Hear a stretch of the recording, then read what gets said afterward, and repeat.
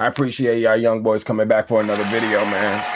Now, once again, in these videos, we talk about me. So if you came here looking for motivation, if you came here looking for something, sympathy, empathy, right? Somebody to agree with. Well, you might agree with me with everything that I'm about to say in this video, but this video isn't necessarily to waste time. I already wasted 20 seconds. Now, do you ever feel too self-aware? Self-aware to the point where you can no longer have a good time. Self-aware to the point where everything you're doing, you consciously know in the back of your mind there's something else going on, which is not allowing you to get a full experience of whatever you're trying to do, be a part of, or be with when it comes down to individuals, when it comes down to life, when it comes down to just being out and meeting and seeing new people and individuals. You see, me personally, I've gotten to a point now where I'm now too self-aware, to the point where now I can't have a great grand time. You see, on this page, I was going to post a video about me going to Busch Gardens, right?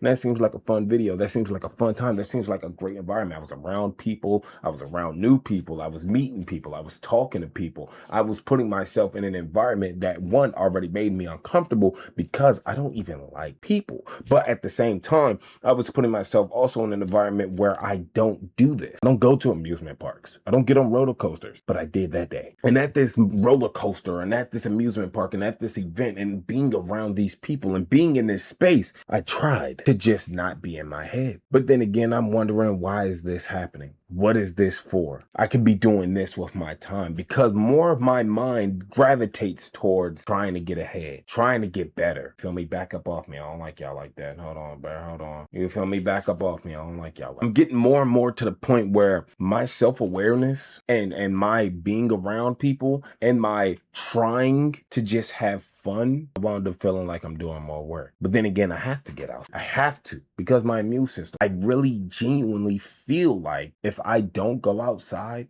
and I just stayed in my little shell, then I'd be alone. And I wound up like some of these people out here in the world that become monsters because they're alone. They're depressed. They don't have nobody to talk to. Granted, I'm just a dude talking to a camera right now, but that's once again being too self-aware. I'm trying to just make a simple video for somebody out there, for people out there, to help me out, because this is therapeutic for me. And I already said that in previous videos, that this is therapeutic for me. Being able to just make a video and talk, not just talk and ramble on, but know for a fact that there's somebody who is going through the same thing I'm going through, same thing I'm doing, in the same situation. And they're probably just trying to make sure that they're not the only one going through what they're going through. And then it gets to that point. You're in that environment. Me personally, I've been in a few environments where it was not favorable. And there was no other real way to say it's not favorable. I'm around people I don't like. I'm around people I don't know. And I'm trying to be social. But my self-awareness is allowing me, it's not allowing me to fully come out of the shell. And I'm always kept back. Your guard is always up, is what most people will say. Your guard is just always up. Put your guard down. But the moment you put your guard down, you realize why you had your guard up the entire time. It feels like it's no winning. It gets to a certain point where you feel good, you feel great, you feel nice about everything that you got going on. And then it gets to a point where it's no winning. You realize why your guard was up. You realize why you're so self-aware. You're realizing why you need to be aware of your surroundings, because you can't rely on nobody. You can't rely on nobody but you. Your only person you can trust in this world is you. You came into this world alone. You're going to leave this world alone. But when you have that level of self-awareness, it makes you really think different. See the world different. See people different. See your time different. At a certain point as well, for certain individuals, you realize that too early. And that's where I feel like I fell in line at. I've realized stuff like that too early. Why am I wasting my time? Why am I doing this with my life? Is it because I'm this age, this is what I'm supposed to be doing, or I could be doing other bigger things? And that comes with sacrifice. All these things that I'm learning, all these things that I've learned way too young. I wish I could just be young and dumb and go outside and be with people of my age group. I can't be around. I feel like I have to dumb myself down just to be able to have conversations with certain people. I feel like I have to mentally take a break and take a hold and reword some of the things that I'm going to say to an individual so they can be able to hold a conversation. This is reality. This is real life. This is not a game. There's some people that's just not on your wavelength. And when you get to that level of self-awareness, and when you get to that level of realization, nothing becomes fun. Everything becomes a chore.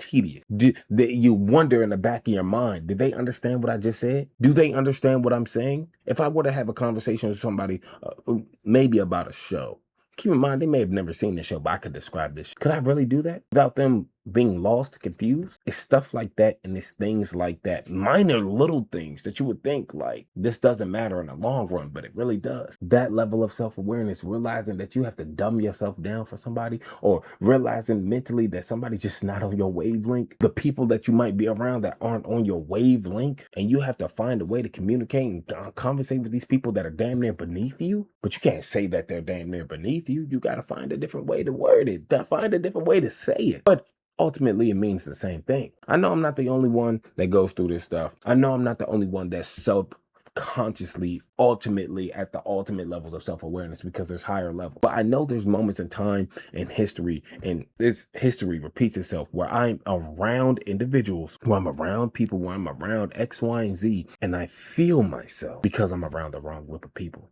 And trying to find that right group of people is the even harder part. Trying to find the individuals that I want to be around, the people that are like-minded, that want to grow, or X, Y, and Z, is a really hard thing to do, especially if you're not a people person. It feels like it's this big ass circle. And sometimes it feels like a rat race, trying to find your people, trying to find your niche, trying to find your substance. You realize you've been hanging around the wrong individuals, or you're around the wrong people, but they cool, so you've been around them for so long. And then you have that feeling of, damn, I can't get away from this because this is what I know. This is what I've been around. And then what? If I leave them, I'll have nobody. Nobody likes the feeling of being alone. Sometimes you have to be that level of self. It drives me crazy every time, man. Let me know your guys' thoughts and opinions, though. No, I'm not the only one that goes through this stuff. I know I don't make these videos to help, but I know it's a lot of people that just go through the same thing, that think they're alone when you're not.